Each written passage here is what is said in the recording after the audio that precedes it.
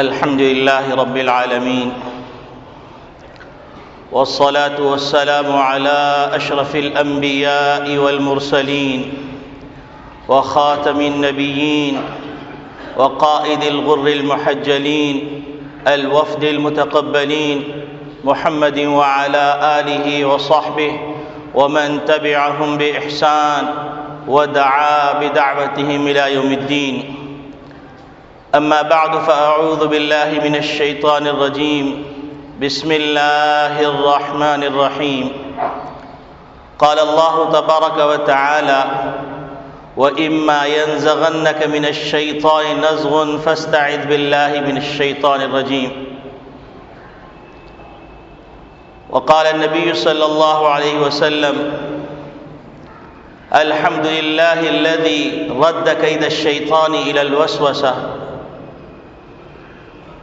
وقال النبي صلى الله عليه وسلم: لا يؤمن أحدكم حتى يكون هواه تبعا لما جئت به. وقال النبي صلى الله عليه وسلم: التائب من الذنب كمن لا ذنب له. وقال النبي صلى الله عليه وسلم: لكل داء دواء إلا الموت، أو كما قال عليه الصلاة والسلام.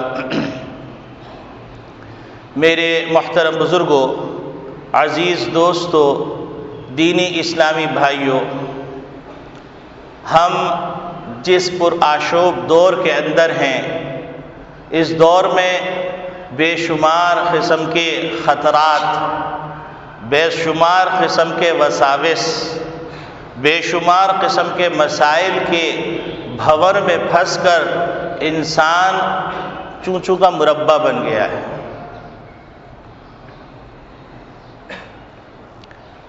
کہیں پر انسان کو جسمانی خطرات ہیں، کہیں پر انسان کو ذہنی خطرات اور الجھنیں ہیں، کہیں پر انسان نفسیاتی مسائل سے گزر رہا ہے، کہیں پر انسان مالی بحران سے گزر رہا ہے، کہیں پر انسان روحانی مسائل سے گزر رہا ہے، اور وہ اپنی دوا تلاش کر رہا ہے، لیکن ایسی جگہ پہ تلاش کر رہا ہے جہاں پر زہر تو مل سکتا ہے، تریاق نہیں مل سکتا.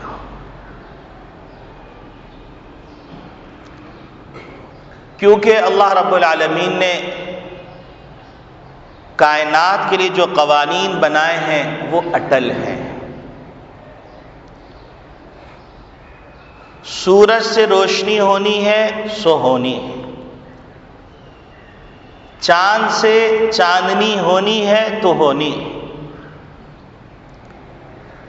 ستاروں سے آسمان کی دلکشی ہونی ہے تو ہونی ہے.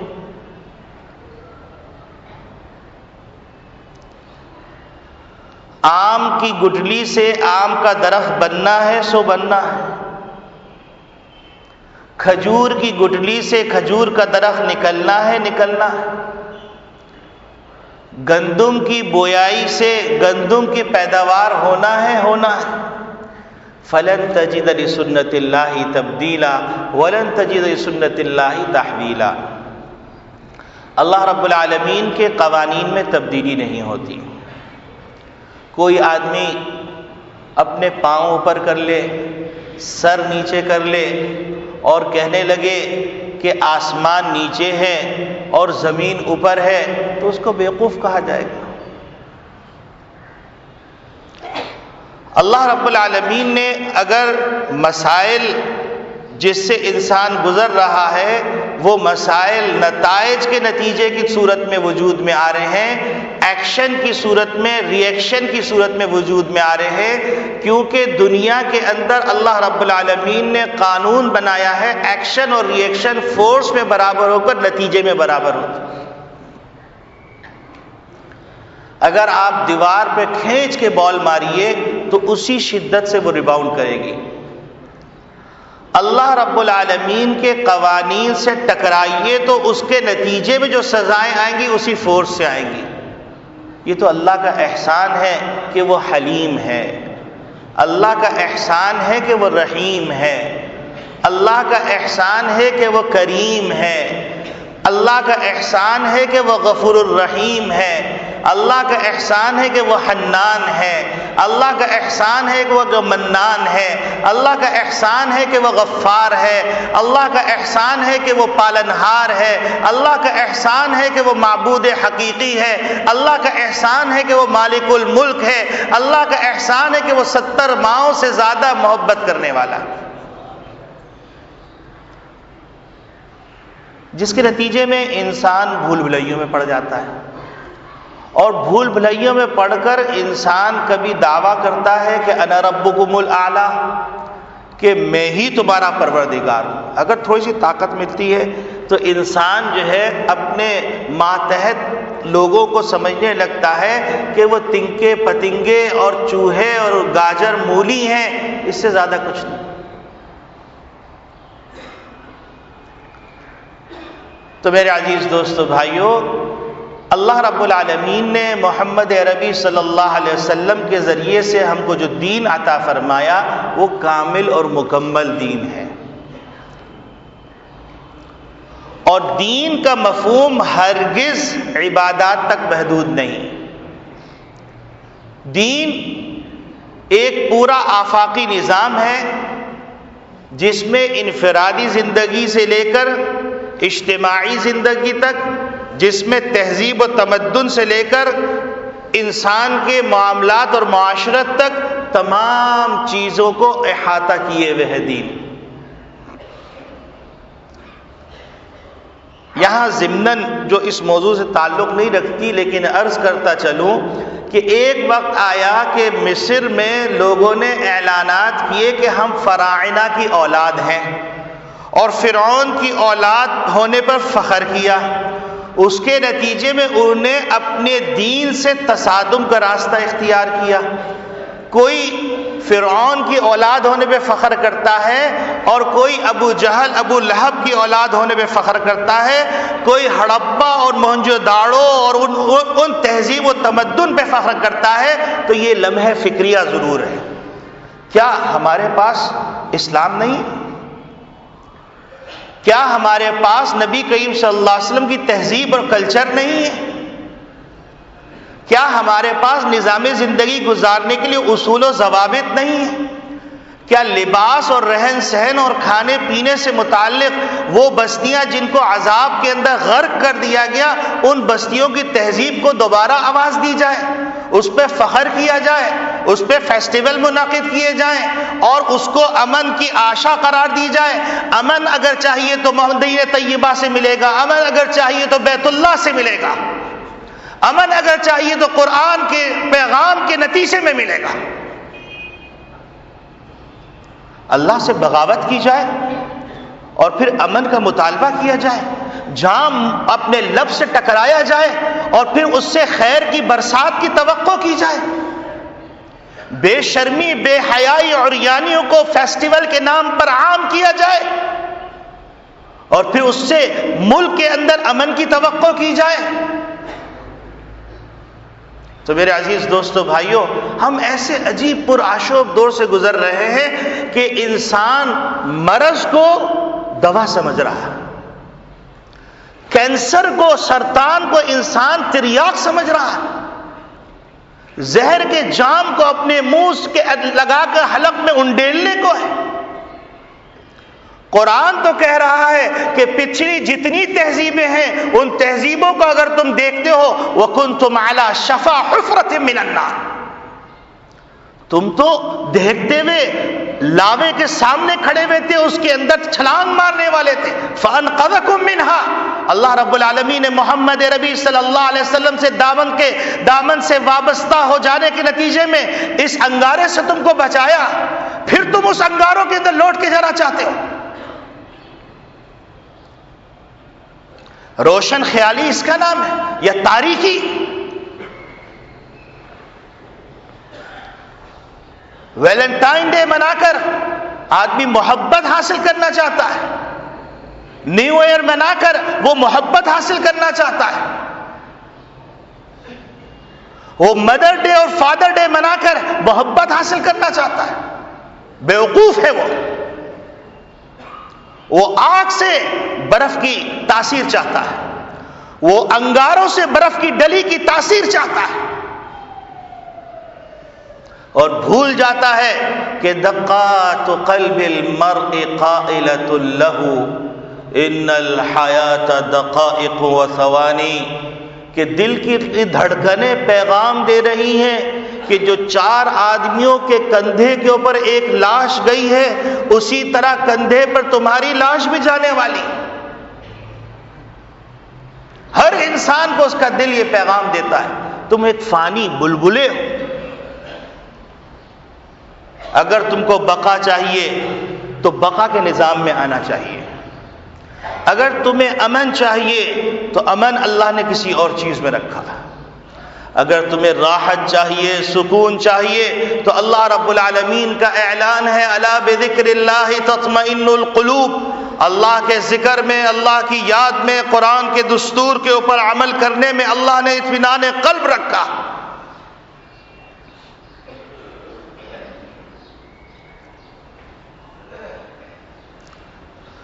غریبوں کے چولہے کو بجھا کے اپنے چولہے کو روشن کرنے سے ترقی نہیں ہوگی، قرآن کی بے حرمتی کرنے سے ملک کو ترقی نہیں ہوگی، اللہ کے احکامات کو کھلم کھلا پامال کر دینے سے ملک میں امن نہیں آئے گا۔ انسان کو کیا ہو گیا؟ یا ایھا الانسان ما غرک بربک الکریم، اے انسان تمہیں کس چیز نے غفلت پر ڈال دیا؟ پروردگار جس نے تم کو 9 مہینے ایسی جگہ جہاں آکسیجن کا کوئی امکان نہیں تمہیں زندہ رکھا، تمہیں غذا پہنچائی، تمہارے اعضاء اور تمہارے جوارح، تمہاری آنکھیں، ناک، نقشہ انتہائی حسین بنایا، اور پھر اعلان کر دیا لقد خلقنا الانسان فی احسن تقویم، کہ میری کائنات کے اندر جو میری خلقت ہے اس پہ غور کرو تو سب سے حسین سانچے میں ڈھلا ہوا کوئی پرزہ نظر آئے گا، کوئی فرد نظر آئے گا، کوئی نمونہ نظر آئے گا تو یہ انسان۔ اور پروردگار عالم نے وَلَقَدْ كَرَّمْنَا بَنِي آدم کہہ کے عزت اور سربلندی کا تاج سر پہ رکھ دیا۔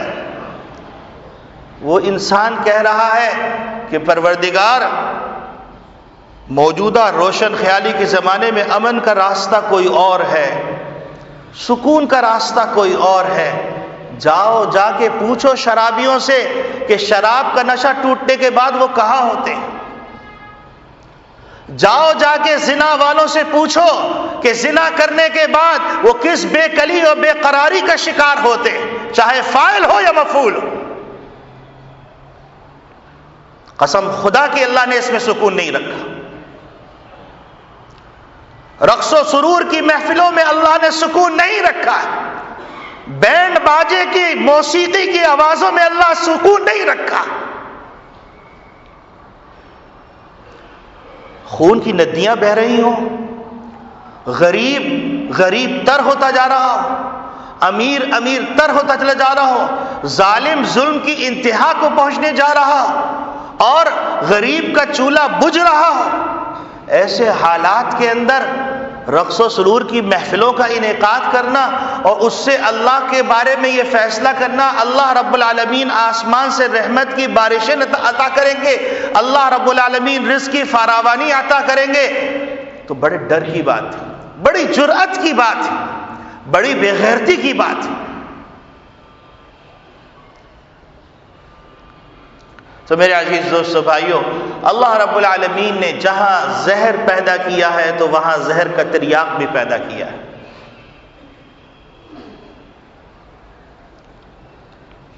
جہاں بیماری پیدا کی ہے اللہ رب العالمین نے وہاں اس کا علاج بھی پیدا فرمایا ہے۔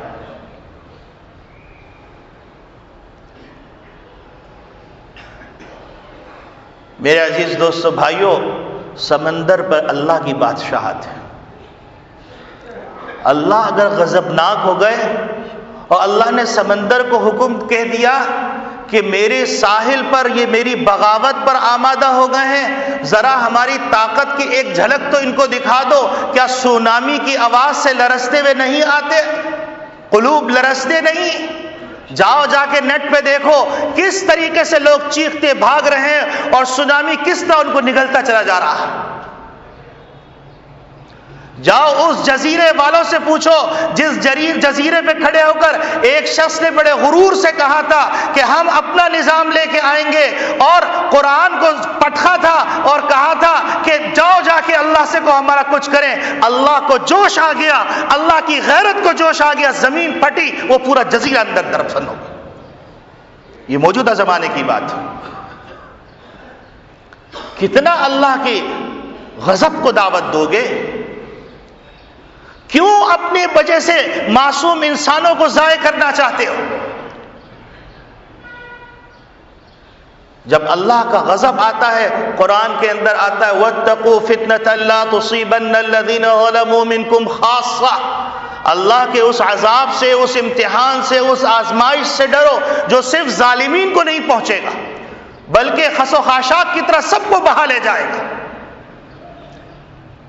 اگر یہ مدارس اور مساجد نہ ہونا تو زمین تہو بالا ہو جائے۔ اللہ رب العالمین بہت سی چیزیں بہت سی مخلوق کی وجہ سے رعایت فرما دیتے ہیں۔ نبی کریم صلی اللہ علیہ وسلم فرماتے ہیں لولا البہائم لم تمطروا، اگر گناہوں کی انتہا کو پہنچ جاؤ اور چوپائے اور درندے بن جاؤ تو پھر اگر چوپائے جو حقیقی چوپائے ہیں وہ نہ ہوتے تو اللہ ایک بوند پانی کا نہیں دیتا۔ تو کبھی یہ چوپائے ہماری وجہ سے رزق کھاتے تھے اور کبھی ہم چوپاؤں کی وجہ سے رزق کھاتے ہیں۔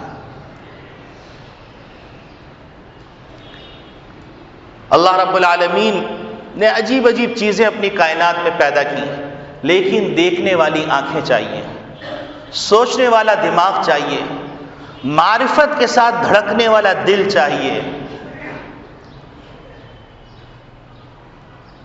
افریقہ میں ایسے پودے ہیں کہ اتنے حسین کہ اس کو ہاتھ لگائیے، کیپ ٹاؤن کے اندر درخت ہے، ہاتھ لگائیے دل چاہے گا چھو کے اس کو ناک کے قریب لے جائیں، اور اتنا مخملی، لیکن اللہ رب العالمین نے اس کے اندر ایسی تاثیر رکھی ہے کہ جیسے ہی اس درخت کو ہاتھ لگائیے جسم کے اندر بچھو کے کاٹنے جیسی لہریں دوڑنے لگتی۔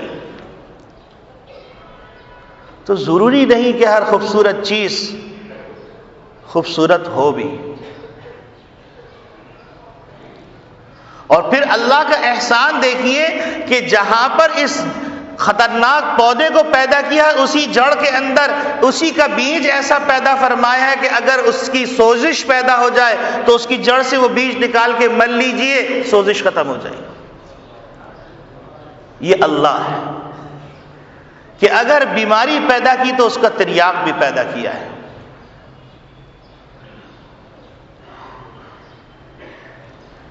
میرے عزیز دوستو بھائیوں، اللہ کے ہو جائیے، اللہ ہمارا آپ کا ہو جائے گا۔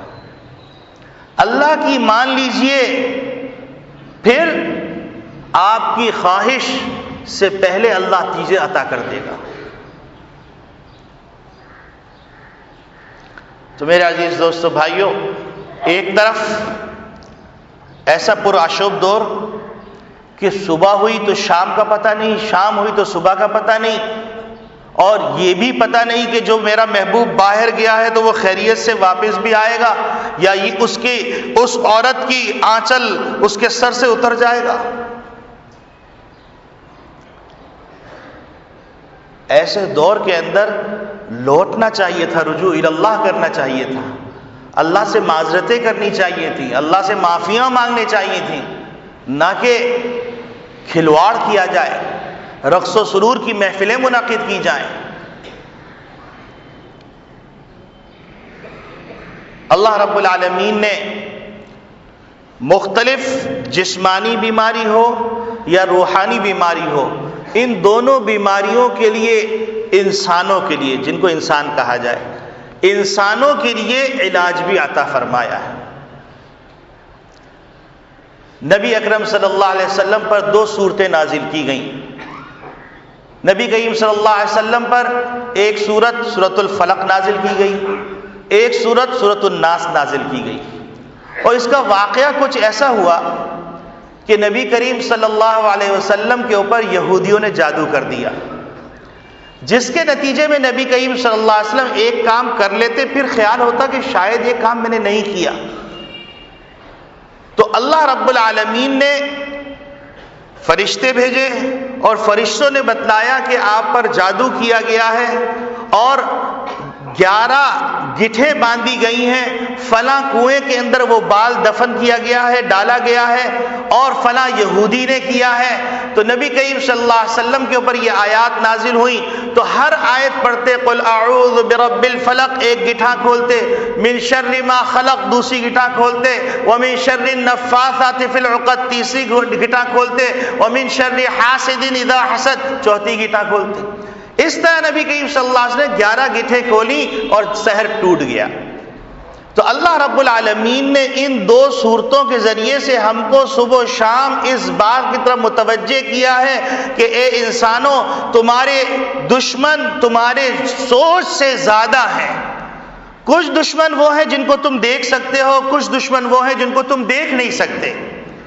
ان تمام دشمنوں سے اگر تم حفاظت چاہتے ہو تو اس حفاظت کا نسخہ، اس حفاظت کا سرمایہ وہ اللہ رب العالمین نے معوذتین کی صورت میں ہم کو اور آپ کو عطا کر دیا نبی کریم صلی اللہ علیہ وسلم کے صدقے میں۔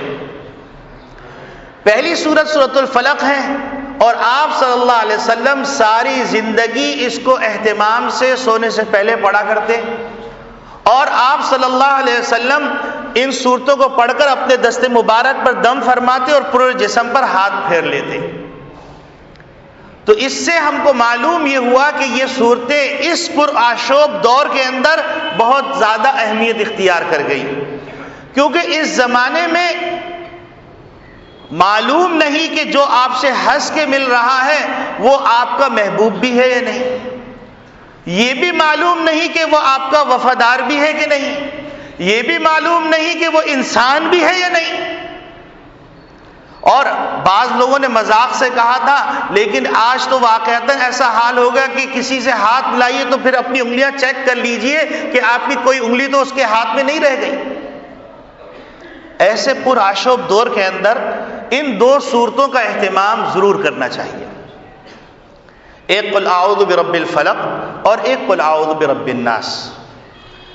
قل اعوذ برب الفلق کے اندر اللہ رب العالمین کی ایک صفت بیان کر کے 3 چیزوں سے پناہ مانگی گئی ہے، کہ یعنی صبح کا جو مالک ہے، جو تاریکیاں پھیل جاتی ہیں تو ان تاریکیوں کو ختم کرنے والا جو پروردگار ہے، اس پروردگار کا واسطہ دے کے 3 شروں سے پناہ مانگی گئی، من شر غاسق اذا وقب ومن شر النفاثات فی العقد ومن شر حاسد اذا حسد۔ ایک تو تاریکی جب پھیلنے لگے، چاہے وہ تاریکی قلب پہ پھیلنے لگے یا تاریکی دنیا کے اندر پھیلنے لگے، تو اللہ کا رب الفلق کا واسطہ دے کے تم پناہ مانگو، من شر غاسق اذا وقب ومن شر النفاثات فی العقد، اور جو ڈوریوں کے اندر گٹھوں کے اندر پھونکنے والی عورتیں ان کے شر سے پناہ مانگی گئی، ومن شر حاسد اذا حسد، اور حسد کرنے والا جب حسد کرنے لگے تو اس کے شر سے پناہ مانگی گئی۔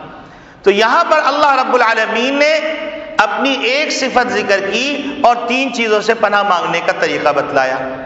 اب سورۃ الناس کے اندر آپ دیکھیے تو آپ حیران رہ جائیں گے کہ اللہ رب العالمین نے اپنی 3 صفات کو ذکر فرمایا، اس کے بعد ایک شر سے پناہ مانگنے کا حکم فرمایا۔ قل اعوذ برب الناس، پروردگار جو انسانوں کا ہے،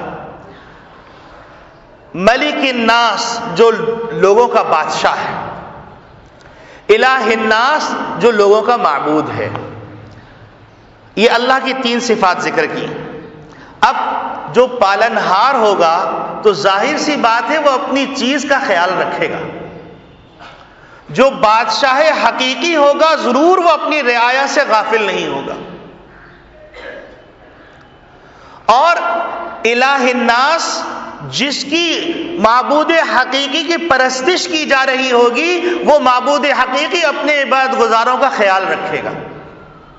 یہ 3 واسطے دیے گئے۔ بعض بزرگوں نے اس کو یوں بیان فرمایا، قل اعوذ برب الناس، یہ انسان کے بچپن کا زمانہ ہے کہ پروردگار نے اس انسان کو بچپن میں بڑے ناز سے پالا ہے۔ ماں غافل ہو گئی، باپ غافل ہو گیا، کتنی خطرے کی چیزیں تھیں، لیکن اس کو پال پوس کر ایک مقام تک پہنچا دیا، رب الناس۔ گویا کہ بندہ اپنے پروردگار سے کہہ رہا ہے کہ اے پروردگار، جب بچپن میں کچھ سمجھتا نہیں تھا اس وقت آپ نے نگہبانی کی، اے پروردگار اب بھی میری نگہبانی کیجیے۔ پھر اس کے بعد کہا کہ ملک الناس، جب انسان جوان ہو جاتا ہے، کڑیل جوان، تو اس کڑیل جوانی کے اندر انسان ادھر ادھر ڈاماڈول ہو رہا ہوتا ہے، تو کہا گیا ملک الناس، ایسے ڈاماڈول نہ ہو، ذرا سوچو کہ تمہارا کوئی بادشاہ حقیقی تمہیں اوپر سے دیکھ رہا ہے۔ اور الہ الناس، یہ انسان کے بڑھاپے کا وقت ہے کہ بڑھاپے میں انسان کی ساری امیدیں ختم ہو جاتی ہیں اور اس کو یہ پتہ چلنے لگتا ہے کہ اب میرا سفر ہے کہ کہاں پر جانا ہے، پروردگار کے پاس جانا ہے، وہاں کوئی فرار کا راستہ نہیں ہے۔ تو سجدے میں گر کے کہتا ہے، اے اللہ مجھے معاف فرما دے، ایاک نعبد و ایاک نستعین، اے پروردگار عالم ہم آپ ہی کی بندگی کرتے ہیں، آپ ہی سے مدد مانگتے ہیں۔ جو میرا ماضی کا زمانہ گزرا، جو میرے ماضی قریب کا زمانہ گزرا، جو میرے ماضی بعید کا زمانہ گزرا، جو میرے بچپن کا زمانہ گزرا، جو میری جوانی کا زمانہ گزرا، اس میں لغزشیں ہو گئی۔ اے پروردگار، آپ تو 70 ماں سے زیادہ مہربانی کرنے والے ہیں۔ ماں کو ایک دفعہ بیٹا پکارتا ہے، ملکچہ ہو کر ماں اس کو لپٹا لیتی ہے، اس کے کپڑے بدلتی ہے۔ آپ تو ہمارے معبود حقیقی ہیں۔ اے اللہ، جس چیز سے پناہ مانگنے جا رہا ہوں اس کی طاقت بہت زیادہ ہے۔ الہ الناس کے اندر انسان کے بڑھاپے کا اشارہ کر دیا گیا کہ اب بھی وقت ہے توبہ کر لو، اب بھی وقت ہے رجوع الی اللہ کر لو۔ پھر اس کے بعد جو پناہ مانگی جا رہی ہے وہ پناہ مانگی جا رہی ہے من شر الوسواس الخناس، وسوسہ ڈالنے والے اور جلدی سے ہٹ جانے والے کے شر سے پناہ مانگی گئی۔ الذی یوسوس فی صدور الناس، جو انسانوں کے دلوں میں وسوسہ ڈالتا ہے، من الجنتی، جو جنات کے قبیل سے بھی ہوتا ہے، انسان کے قبیل سے بھی ہوتا ہے۔ یہ پروردگار ہے، اس سے پناہ مانگی گئی کہ اس کو واسطہ دے کر اللہ سے پناہ مانگ لو کہ اللہ آپ کی پناہ میں آنا چاہتا ہوں۔ اور جب اللہ کی پناہ میں آ گئے تو پھر کون مائی کا لال جو ہے کچھ کر سکتا ہے۔ اور اللہ سے صلح کرنا کتنا آسان، بار بار یہ سنا چکا ہوں کہ موسیٰ علیہ السلام دعا کر رہے ہیں بارش کی، بچے بلک رہے ہیں، اور تمام چیزیں ہونے کے باوجود اللہ کی طرف سے وحی آتی ہے کہ تمہاری مجلس میں ایک بدبخت شخص ہے، وہ اتنا بدبخت ہے کہ اس کی وجہ سے دعا قبول نہیں کی جا رہی، اور اس کو اپنی مجلس سے نکال دو۔ اب اعلان ہوتا ہے، سب پہ سکتہ طاری، کچھ دیر گزرتی ہے، جھم جھم بارش شروع ہو جاتی۔ موسیٰ علیہ السلام پوچھتے ہیں کہ اے پروردگار عالم، آپ نے تو مجھ سے یہ فرمایا تھا اور اب بارش ہو رہی ہے۔ تو اللہ رب العالمین فرماتے، اے موسیٰ، اس نے ہم سے صلح کر لی ہے۔ اس نے چپکے چپکے کہا ہوگا کہ اللہ، اتنے بڑے مجمع انسان ساری بے عزتیاں برداشت کر لیتا ہے لیکن ایک اسٹیٹس کی بے عزتی وہ برداشت نہیں کرتا۔ تو اس نے چپکے چپکے اللہ میں سے کہا ہوگا، اللہ مجھے رسوا تو نہیں کیجیے گا، میں معافی مانگتا ہوں، آپ سے دوستی کرتا ہوں۔ تو موسیٰ علیہ السلام نے فرمایا کہ اے پروردگار عالم، ذرا سا اس کا نام بتا دیجئے، وہ ہے کون شخص؟ تو اللہ کی رحمت اور ستاری کو دیکھیے کہ اللہ رب العالمین فرما رہے، اے موسیٰ، جب وہ ہمارا باغی تھا ہم نے نام نہیں بتایا، اب تو وہ ہمارا دوست ہو گیا، ہم اس کا پردہ نہ رکھیں۔ اللہ سے صلح اتنی آسان، اللہ سے صلح اتنی آسان۔ اب دہلی کے علاقے میں بارش نہیں ہو رہی تھی، سارے لوگ جمع ہیں، دعائیں کر رہے ہیں، بارش نہیں ہو رہی، کافی دیر گزر گئی۔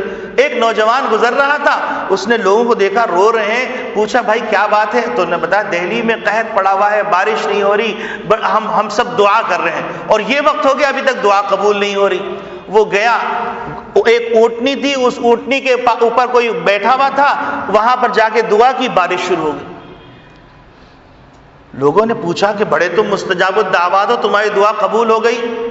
تو وہ کہنے لگا نہیں، میرا اس میں کوئی کمال نہیں ہے، اصل میں میری پاک دامن ماں کے پاس میں گیا تھا، میں نے ان کا دوپٹہ پکڑا اور دوپٹہ پکڑ کے میں نے کہا اے اللہ اس کی پاک دامنی کی لاج رکھ لے۔ اللہ کو غیرت آ گئی۔ ہمارے ہاں شاید پاک دامنی کی حیثیت نہ ہو، اللہ کے ہاں بہت حیثیت۔ جھمجھما کے بارش ہو گئی۔ تو جب اللہ اپنی ایک بندی کی لاج رکھے گا تو جو لوگ اللہ کو کہیں گے رب الناس، جو لوگ کہیں گے ملک الناس، جو لوگ کہیں گے الہ الناس، اس کی لاج نہیں رکھے گا۔ کیسے ممکن؟ مان ہی نہیں سکتے کہ اللہ لاج نہ رکھے، ہو نہیں سکتا۔ اب پھر اللہ رب العالمین نے ہم کو عجیب غریب بات سمجھائی کہ من شر الوسواس الخناس ایک وسوسہ ڈالنے والا ہے، اور وہاں پر 3 شر سے پناہ مانگی گئی۔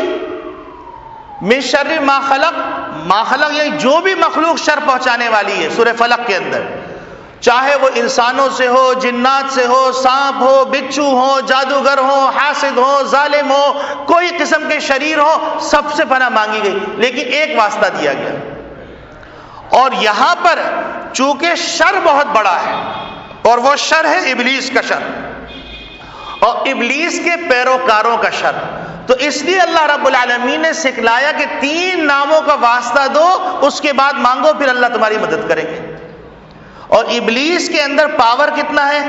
ایک دفعہ نبی کریم صلی اللہ علیہ وسلم کی رات میں نبی کریم صلی اللہ علیہ وسلم سے زوج مطہرہ حضرت امی جان صفیہ رضی اللہ تعالیٰ عنہ ملنے کے لیے تشریف لائیں، اور چادر اوڑھ کے اوڑھنی اوڑھ کر واپس جا رہی تھی کہ اتنے میں جو ہے ایک صحابی آ گئے، اور صحابی آنے کے بعد کہنے لگے کہ اور جلدی سے جانے لگے، تو نبی کریم صلی اللہ علیہ وسلم نے ان کو بلایا، اور بلانے کے بعد فرمایا ہذہ امک صفیہ، یہ تمہاری امی جان صفیہ ہے، کل کو تمہارے دل میں یہ خیال نہ آ جائے کہ حضور کے پاس کون سی خاتون آئی تھی۔ اور پھر وہ تعجب میں پڑ گئے، تو نبی کریم صلی اللہ علیہ وسلم فرمایا اللہ رب العالمین نے انسان کے مقابلے میں شیاطین ابلیس کو اتنی طاقت عطا کی ہے، ان الشیطان یجری فی الانسان مجری الدم، جیسے شریانیوں میں خون دوڑتا ہے اس طریقے سے انسان کے اندر ابلیس کا نفوذ ہوتا ہے، اپنی ورکنگ کرتا ہے۔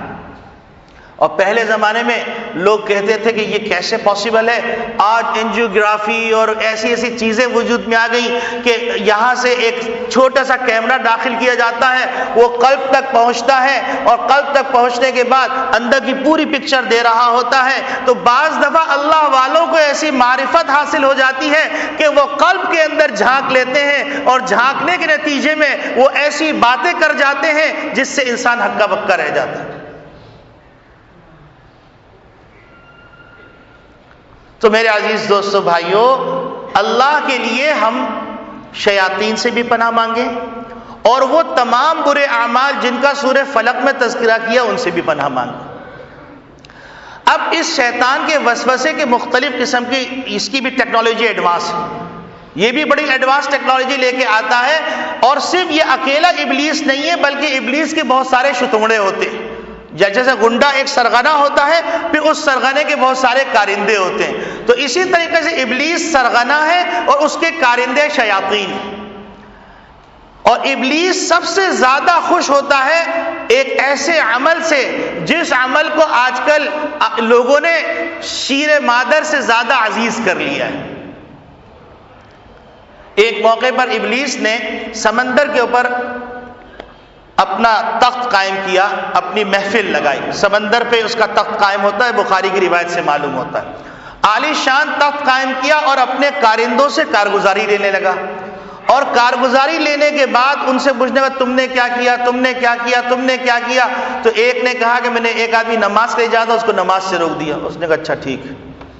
دوسرے نے کہا روزے سے روک دیا، تیسرے نے کہا خیرات سے روک دیا، فلاں نے کہا حج سے روک دیا، وہ سنتا رہا۔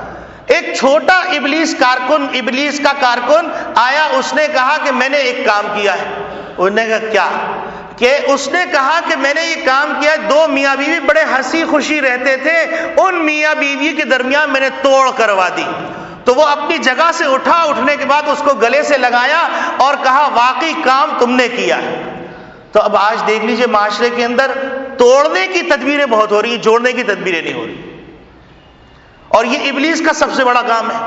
اتفاق نہ ہو، مسلمانوں میں اتفاق نہ ہو، انسانوں میں اتفاق نہ ہو، انسانیت کے نام پر اتفاق نہ ہو، تعصب کے نام پر، مسلکوں کے نام پر، فروعات کے نام پر، جھوٹے نعروں کے نام پر، جھوٹے فیسٹیول کے نام پر، جھوٹے کرداروں کے نام پر، جھوٹے آئیڈیا کے نام پر، جھوٹے وعدوں کے نام پر ٹکڑے ٹکڑے ٹکڑے ٹکڑے کر دیے گئے۔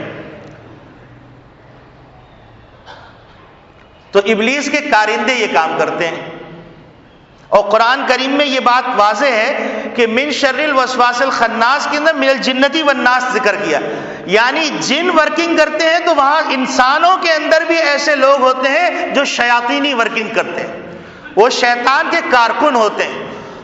اور اللہ معاف فرمائے، اب تو باقاعدہ ایک شیطان کے پجاری مسلک وجود میں آ چکا ہے، اور باضابطہ طور پر اس میں بالکل ننگا رقص کیا جاتا ہے، اور اس میں ایسے بول بولے جاتے ہیں جس کے نتیجے میں ابلیس کو باقاعدہ سراہا جاتا ہے، سجدہ کیا جاتا ہے، اور خاموشی کے ساتھ اس کے پجاری بڑھتے چلے جا رہے ہیں، اور بدقسمتی سے ایکٹرز کے اندر، گلوکاروں کے اندر، مختلف کرداروں کے اندر اس کے پجاری وجود میں آ گئے۔ تو میرے عزیز دوستو بھائیو، اللہ رب العالمین نے تین اپنی صفات کے ذریعے سے جس گناہ سے، جس شر سے پناہ مانگنے کو کہا ہے، وہ شر ہے شیطان کا شر، اور شیطان کا شر اتنا خطرناک ہوتا ہے کہ یہ شیطان ایک شر تو کرتا ہے، وسوسہ ڈالتا ہے ایمانیات کے اندر کہ اللہ ہے کہ نہیں، اچھا چلو یہ ختم ہو گئی، یہ ختم ہو گئی، یہ ختم ہو گیا، پھر اللہ کے پہلے کون تھا؟ اب ایمانیات، یہ جو موت کے بعد اٹھنا ہے یہ کیسے ممکن ہے؟ یہ پتہ نہیں حضور نے صحیح کہا بھی ہے کہ نہیں کہا، بیٹھے بیٹھے ایمان نکل گیا۔ اس قسم کے ٹاک شوز دیکھیں جس میں اللہ رب العالمین کے احکامات کی خلاف ورزی بیان کی گئی، اور اس چرب زبانی سے بیان کی گئی کہ جس کے نتیجے میں لگا واقعی بڑا زبردست پروفیسر ہے، اس نے کیا تشریح کی۔ آج سمجھ میں آیا اسلام زمانے کے ساتھ چل سکتا ہے، کہ گانے کا جواز کا فتویٰ دے دیا اس نے، اور وشت کے عالم میں آ کر ناچنے کا فتویٰ دے دیا۔ بس یہ اب ہو گیا نا، ماڈرن اسلام ہو گیا، اب تو ہم مسلمان، بالکل اب تو ہم ایزی فیل کر رہے ہیں، ہم مسلمان ہیں بھائی، لیکن ہم وہ مسلمان نہیں ہیں جو فنڈامنٹلسٹ ہوتے ہیں۔ گویا کہ آپ دبے لفظوں میں گستاخ رسول بن رہے ہیں۔ کیا نبی کریم صلی اللہ علیہ وسلم کی تعلیمات فرسودہ تھی؟ کیا نبی کریم صلی اللہ علیہ وسلم کا نظام موجودہ نظام سے گھٹیا تھا؟ جو ہم اپنی ثقافت موہنجو داڑو کے کھنڈرات سے نکال کے لانا چاہتے ہیں، جو موہنجو داڑو اور یہ جتنے بھی علاقے ہڑپا، یہ سارے کے سارے عذاب کے اندر تباہ ہوئے تھے۔ کتنی عجیب دنیا ہو گئی کہ اگر کوئی کہے نماز پڑھنے آ جاؤ، یہ بھی تو ایک پرانا کلچر ہے نا، نہیں نماز نہیں بھائی، یہ موجودہ زمانہ ہے، یہ نماز کی کیا بات کر رہے ہیں ہم؟ بولے صاحب بیکار باتیں نہیں کریں۔ اچھا چلو ہم نے ایک محفل سجائی ہے، اس محفل میں ڈرم بھی بجے گا، میوزیکل انسٹرومنٹس بھی ہوں گے، اور حضور کی شان میں قصیدے پڑھے جائیں گے، ہاں یہاں آ جائیں گے، چونکہ ہم فنڈامنٹلی مسلمان تھوڑی ہیں، ہم بڑے روشن خیال مسلمان۔ یہ گستاخ رسول ہے۔ حضور فرما رہے ہیں کہ میں تمام میوزیکل انسٹرومنٹس کو توڑنے کے لیے آیا ہوں، اور اس میوزیکل انسٹرومنٹ کو یوز کر کے ہم نبی کریم صلی اللہ علیہ وسلم کے قصیدے پڑھ رہے ہیں۔ بتلائیے یہ گستاخی ہوئی کہ نہیں ہوئی؟ یہ گستاخی کی جرات ہوئی یا نہیں ہوئی؟ اور پھر ہم کہہ رہے ہیں کہ اللہ آسمان سے من و سلوہ نازل کر دے، اللہ نے جینے کا حق دے دیا، یہی بہت نہیں ہے؟ اللہ نے انسان بنا کر انسانی رہنے دیا، یہ اللہ کا احسان نہیں ہے؟ یہ حضور صلی اللہ علیہ وسلم کی دعاؤں کا صدقہ ہے کہ ہم انسان بچے ہیں، ورنہ پچھلی امتوں کو کہہ دیا کونو قیدن خاصین، تم بندر بن جاؤ، خنزیر بن جاؤ، ہمیں کوئی پرواہ نہیں۔ اور میں حیران ہو گیا، انسان کے دل اتنے سنگ دل ہو گئے۔ آپ جائیے سرچ کیجئے، آپ کو نظر آئے گا کہ ایک لڑکے نے یورپ کے اندر، چونکہ وہ ڈاگی سے بہت محبت کرتا تھا، اپنا منہ کٹوا کے، چونکہ پلاسٹک سرجری عام ہو گئی، اس نے ڈاگی کا منہ لگا لیا۔ کتنی بغاوت اللہ سے کریں گے، کتنی بغاوت کریں گے، کتنے اللہ رب العالمین کے صبر کا امتحان لینا چاہتے ہو؟ اللہ صبور ہے، اللہ حلیم ہے، تم اس کلچر کو یہاں لانا چاہتے ہو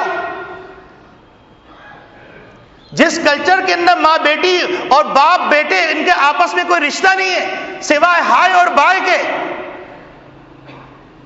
سوائے اولڈ ہاؤسز کے، سوائے کنڈر گارڈن میں ایڈمٹ کرنے کے۔ ہوش میں آ جاؤ، ابھی بھی وقت ہے، ہوش میں آ جاؤ، اللہ کے واسطے ہوش میں آ جاؤ، اور ایسے گناہ نہ کرو جس کی سزا پوری عوام بھگتے۔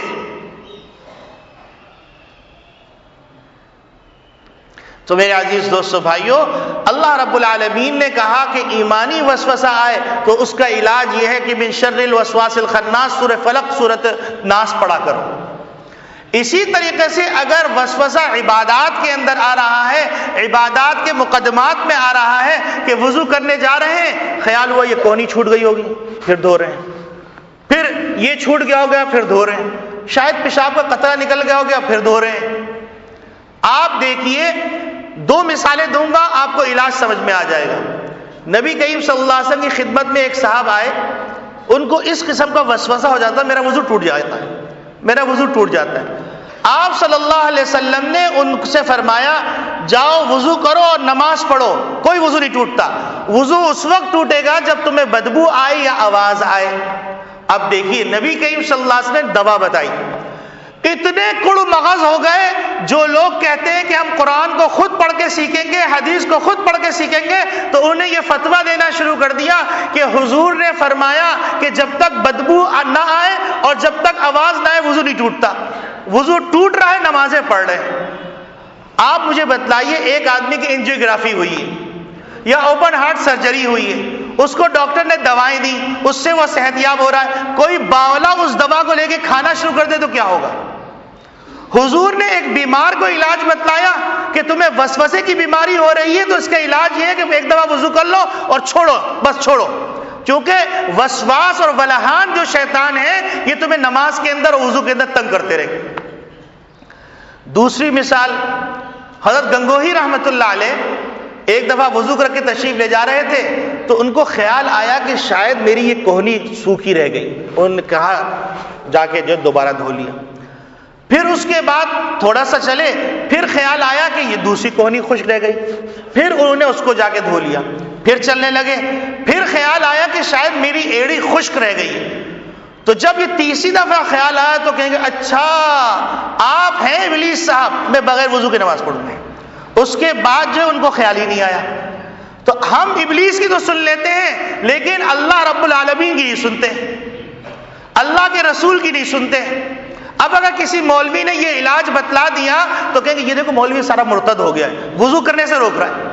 ہمیں علاج نہ بتاؤ تو مصیبت، علاج بتاؤ تو مصیبت۔ مولوی ایک ایسا بیچارہ فرد ہے کہ جس کو غصہ نکالنا اس مولوی پہ، مدرسے پہ، مسجد پہ لگا لے، غصہ ٹھنڈا ہو جائے گا۔